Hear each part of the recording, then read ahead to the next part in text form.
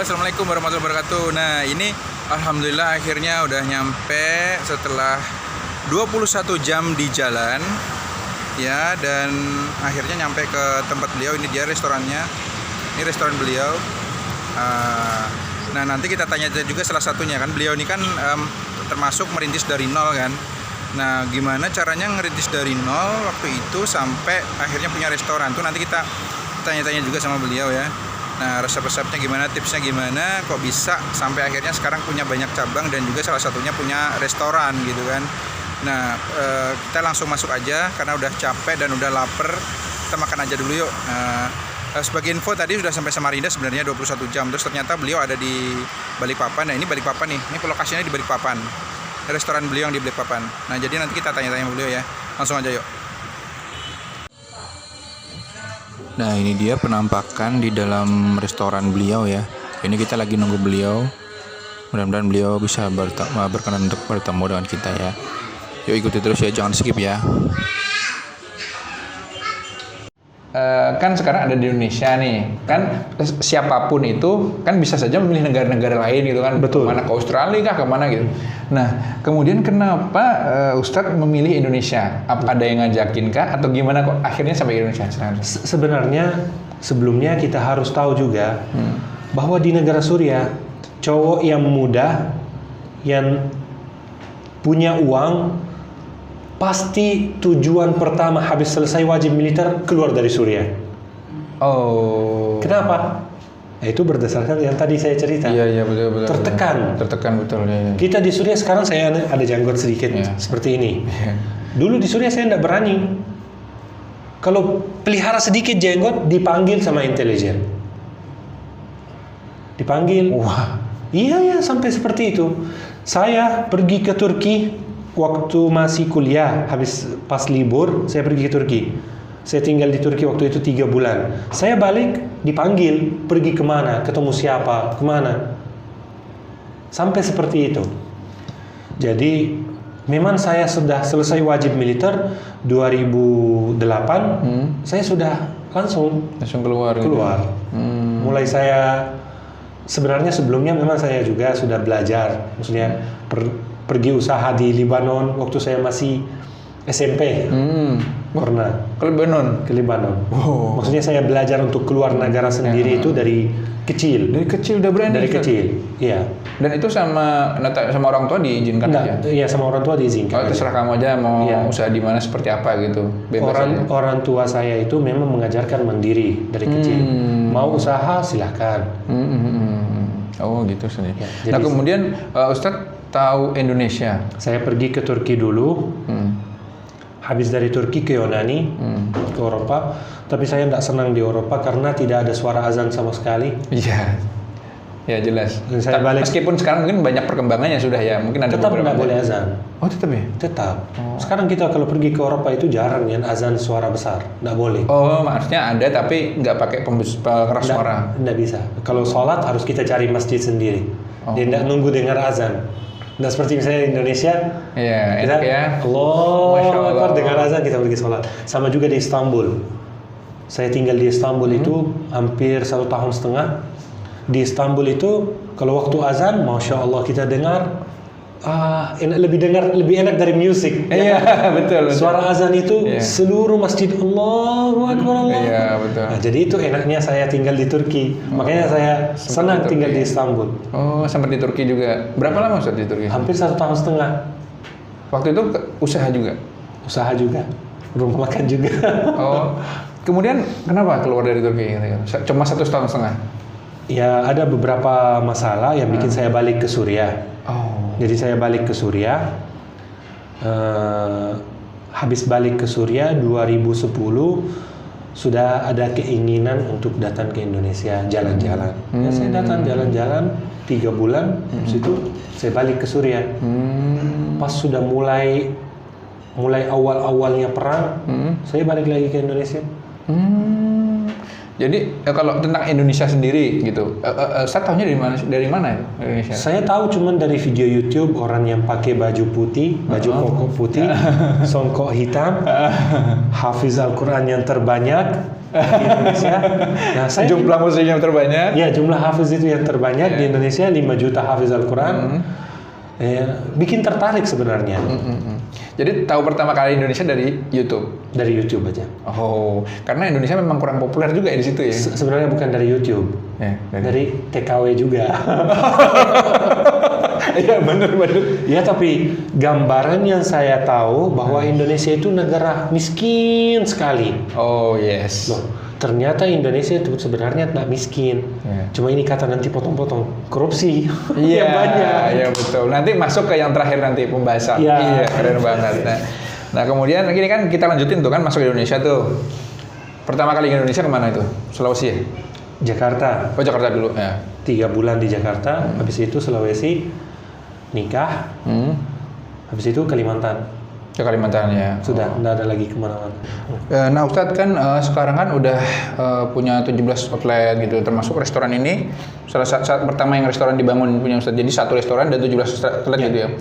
Nah tapi gimana nih perjalanan Ustadz? Kan nggak mungkin tahu-tahu datang ke Indonesia buka ini 1, 2, 3 gitu. Enggak. Nah ini secara singkat silakan Ustadz ceritakan. Perjuangannya sebenarnya perjuangannya dari awal itu mungkin orang pertama dengar kaget. Saya awal-awalnya itu tidak bisa bahasa Indonesia. Saya minta sama iparku kerjaan apapun yang penting saya bisa menghasilkan uang dengan halal. Karena tidak ada kerjaan, saya di sini tidak tahu bahasa, tidak kenal siapa-siapa, cuma keluarga istriku. Ya akhirnya iparku yang dekat pelabuhan angkat barang, turun dari kapal. Jadi saya kerja di situ. Saya sarjana teknik ya. Benar. Sarjana teknik, tapi ketika itu ngangkat, Saya jadi kuliah angkat karung jahe sama box buah itu yang terbuat dari kayu. Kalau nggak tahu tekniknya luka. Saya luka di sini sampai berdarah di sini semua. akhirnya nggak bisa lagi dong ngangkut. Saya 18 hari, habis itu saya kerja guru di pesantren. Oh, masya Allah. Ya. Jadi habis itu sebelum itu sebenarnya sebelum saya kuli, saya kerja di kebun. Di kebun. Saya tidak pernah kerja di kebun di Suriah, tidak pernah tahu tanam apa-apa. Saya lihat mertuaku, lihat kebunnya, ya saya bilang bagaimana kita tanam lombok. Saya lihat orang di sini suka lombok, ya kita tanam lombok. Oh. Akhirnya mertuaku ikut, kita bersihkan. Tanah mertuaku besar. Oh, iya. Saya bantu bersihkan, bikin pagar untuk menghadapi kedatangan babi. Iya. Saya yang bikin pagar. Supaya nggak rusak tanaman itu ya. Iya, saya sendiri berjuang di sana di kebun hampir 6 bulan. Saya perbaiki pagarnya semua, kebun mertuaku, tanam jagung. Terus saya lihat banyak pohon kelapa, saya suruh mertuaku manjat kelapa turunkan. Saya kupas, saya jual bagi hasil sama mertua. Jadi jual es kelapa muda juga? Enggak. Oh, kelapanya aja? Kelapa tua. Oh, kelapa tua?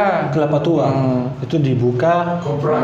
Ya, kopra kayak gitu. Iya. Baru jual untuk menjadikan minyak. Oh. Habis itu lama-lama saya dapat ide, kenapa kita tidak kumpul baru jual ke kota di Makassar. Akhirnya saya berhasil kumpul dari kampung ke desa-desa, kumpul hasil bumi. Saya jual ke Makassar. Ya mulai usaha dari pertama itu.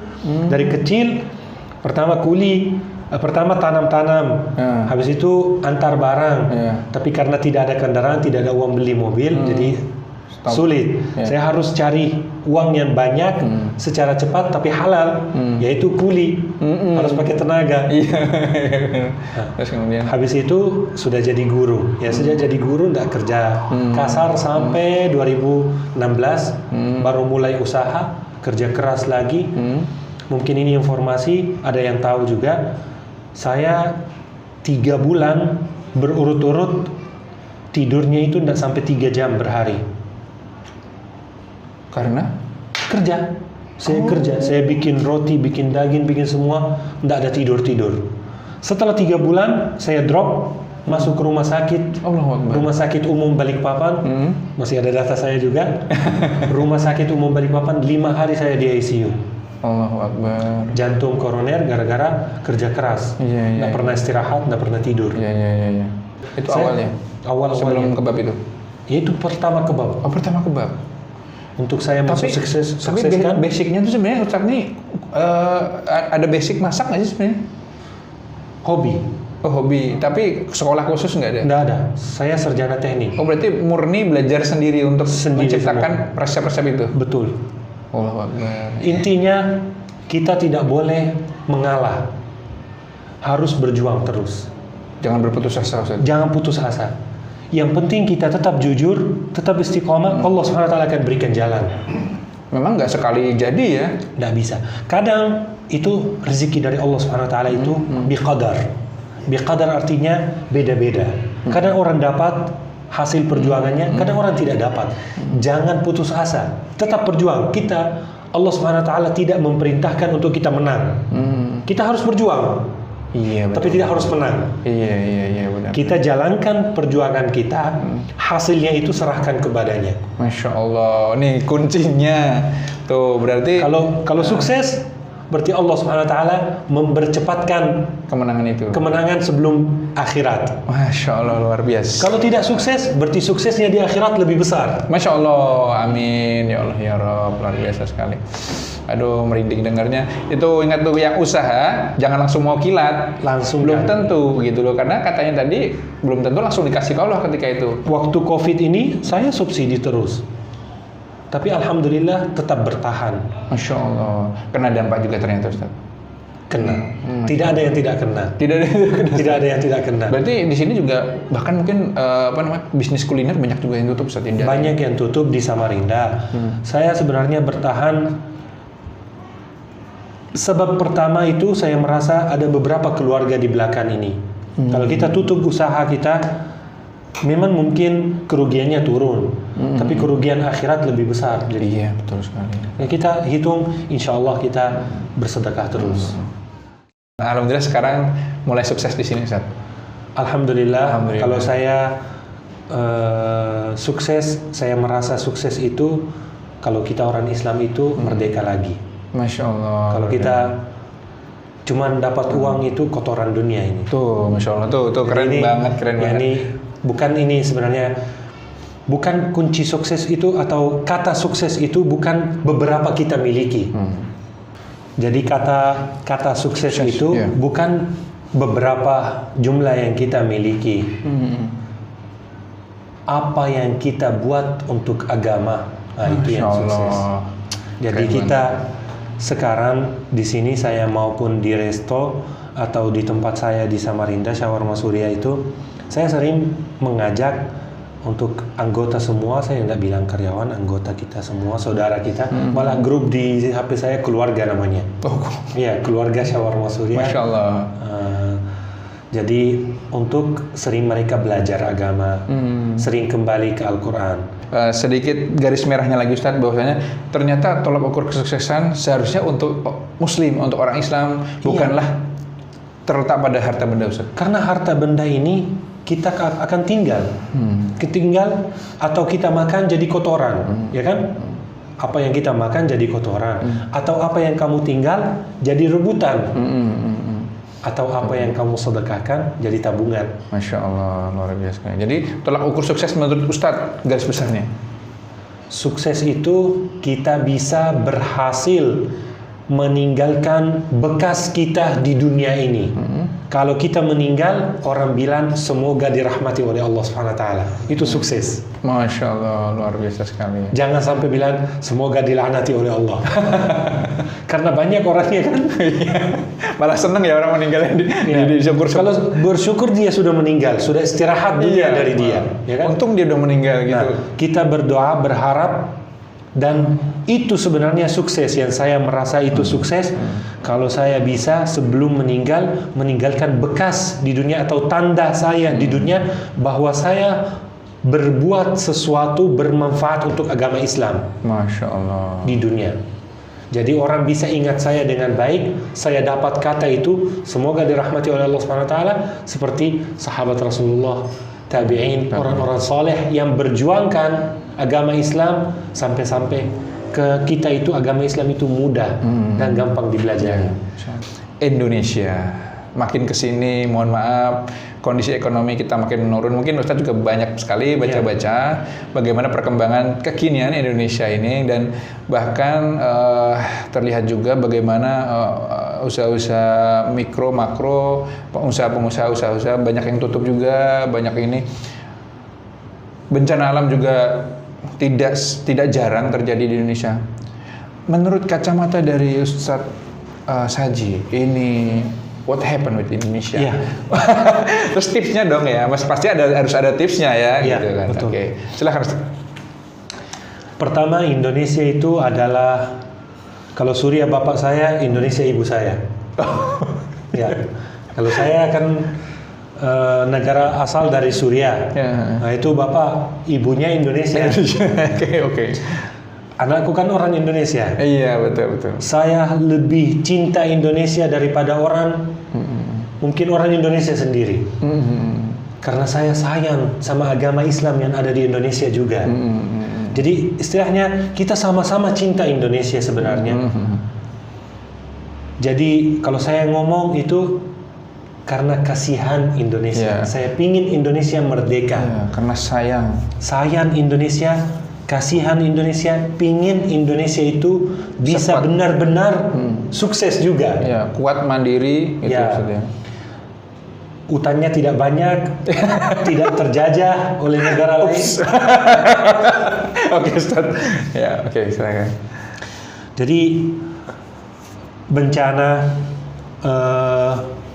penurunan ekonomi, itu semua kalau kita lihat sebabnya itu ada beberapa macam. Tapi salah satunya dari kita menjauhi Al-Quran. Allah Subhanahu wa taala ciptakan kita dan Allah Subhanahu wa taala memberikan peraturan dan buku untuk mengatur hidup kita. Mengatur bagaimana menjaga badan kita, menjaga tetangga kita, menjaga lingkungan kita semuanya. Sebagaimana setiap pabrik kalau bikin sesuatu pasti dikasih buku cara menggunakan. Misalnya TV, Yes. cara menggunakan. Yes. Ya ini pabrik, kalau kita misalnya pakai buku Samsung untuk sesuatu yang sharp, pasti tidak sama. Iya, betul. Akan kita merusak. Iya, betul. Sama juga, Al-Quran itu adalah peraturan hidup kita. Masya Allah. Kalau kita pakai buku lain, akan merusak. Iya, ya Allah. Akan merusak. Dan itu yang terjadi. Dan terjadi, Ustaz. Terjadi, kita memakai selain peraturan Allah. Kita menjauhi dari peraturan Allah. Jadi, kita akan rusak. Iya, betul. Itu betul. sudah. Jadi, bencana yang terjadi di Indonesia itu gara-gara dosa kita. Iya. Karena itu sebab pertama. Ada beberapa sebab yang lain, seperti orang biologi atau apa. Tapi sebab pertama Sebab utamanya itu adalah itu adalah jauh dari Al-Quran. jauh dari Al-Quran. Kita tidak mau baca peraturan untuk menjaga keselamatan kita. Iya. Akhirnya kita yang gagal. Kena batunya. Ya, kita yang salah. Iya. Misalnya, cara menjaga kesehatan kita. Nah, jangan mendekati zina. Nah, kalau dapat penyakit, siapa yang salah? Iya, Sudah ada peraturan. Iya. Sudah tahu kita nih. Sudah tahu kesalahan. Kenapa tetap lakukan? Ya, dapat batunya siapa? Yang salah. Ya. Ya. Dan hukum Allah Subhanahu wa taala itu secara umum. Jadi- Akhirnya semua yang Walaupun soleh akan soleh kena juga, Ustaz. akan kena. Tuh kan. Jadi, nggak bisa dibayangin Ustaz ya. Yang menyebabkan, kemudian akhirnya dia yang orang kena semua. Iya. Dia yang melakukan, orang semua kena semua. Akan kena tetangganya. Itu dosanya bisa bertumpuk-tumpuk, Ustaz. Ya, sebagaimana ada yang namanya sedekah jariyah, ada dosa jariah. Dosa jariah juga, Ustaz, Dosa ya? jariah. Oh. Kadang orang sekarang kan banyak ulama juga meninggalkan al-usul dan pegang al-furu'. Banyak ustaz-ustaz yang meninggalkan dasar agama, kembali kepada Al-Quran, kembali ke tauhid, dan mereka pegang ujung-ujung agama Islam, khilaf-khilaf, berdebat sama lain. Iya. Kita harus bersatu. Iya, Kalau iya, tidak betul. bersatu dan betul-betul bersatu dan pegang dasar agama Islam, yaitu tauhid Islam. Kita sama-sama muslim, berarti sama-sama bilang asyhadu an la ilaha illallah wa anna muhammadar rasulullah, harus bersatu. Sekarang banyak ustaz-ustaz, banyak ulama-ulama mereka sendiri mempecah belah umat Islam. Dengan apa? Khilaf sama apa? Aliran ini, aliran ini. Dan makin masing-masing memegangnya apa namanya pendapatnya dan tidak mau mengalah untuk bersatu agama Islam. Yaitu salah satu sebab juga yang bikin kita tetap lemah menghadapi perang ini sekarang bukan perang seperti zaman dulu pakai satu lawan satu. Nggak pakai senjata lagi, Ustaz. Nggak pakai senjata sekarang. Sekarang perang pikiran, ekonomi, budaya, adat, merusak adat, bukan merusak budaya, merusak budaya itu termasuk budaya. Buktinya, saya tidak mau sebut, tapi saya bisa nanti kasih foto. Ada saya dapat maupun di Samarinda atau di Balikpapan. Berapa orang jualannya itu, dia jual susu, gambaran di outletnya itu gambar babi. Orang Islam yang beli sama dia. Nanti saya kasih lihat. Wow. Oke. Mainan anak-anak itu semua warna-warna itu, warna apa namanya? Itu yang keluar di langit, Pak Pelangi. Itu warna bendera LGBT. Sekarang mainan anak kecil beli mainan gambar-gambar itu warna LGBT. Kita tanpa sadar kita beli untuk anak. Karena itu menarik pandangan anak-anak, ya kan? Tapi kita tidak sadar bahwa ini bendera LGBT. Memberikan atau merusak generasi yang akan datang yang kecil supaya dia mudah atau sering melihat bendera ini jadi sudah kebiasaan. Sebenarnya mendoktrin secara tidak langsung. Itu yang terjadi. Dan kita nggak sadari itu. Tanpa kita sadar. Seandainya kita kembali kepada Al-Quran, kita akan sadar. Mungkin selain mainan-mainan, mungkin tayangan-tayangan juga, Ustaz. Semua. Jadi ya kuncinya kita harus kembali kepada Allah Subhanahu wa taala supaya kita bisa sukses dunia dan akhirat. Semoga yang saya sampaikan ini bermanfaat buat saya sendiri dan buat kita semua. Semoga kalau ada kesalahan ini kita ampuni dan maafkan saya. Mungkin ada juga yang saya salah ucapkan atau mungkin salah lupa atau karena kita manusia. Semoga Allah Subhanahu wa taala ampuni dosa-dosa kita dan masukin kita ke surganya, dapat ridha Allah Subhanahu wa taala, dapat ketemu atau berjumpa dengan Nabi Muhammad sallallahu alaihi wasallam bersama orang mujahidin dan syahid-syahid yang telah berjuangkan agama Islam. Dan semoga Allah Subhanahu wa taala memberikan keturunan yang soleh, yang bisa membangkitkan lagi agama Islam, bisa kita kembali mulia. Karena Allah Subhanahu wa taala berfirman, "Wala tahinu wala tahzanu wa antumul a'launa in kuntum mu'minin." Jangan terhina, jangan sedih, kita yang tertinggi seandainya kita beriman. Dan insya Allah kita semua jadi orang beriman. Amin. Kembali lagi beriman dan kembali lagi ke jalan Allah Subhanahu wa taala. Wassalamualaikum warahmatullahi wabarakatuh. Waalaikumsalam warahmatullahi wabarakatuh.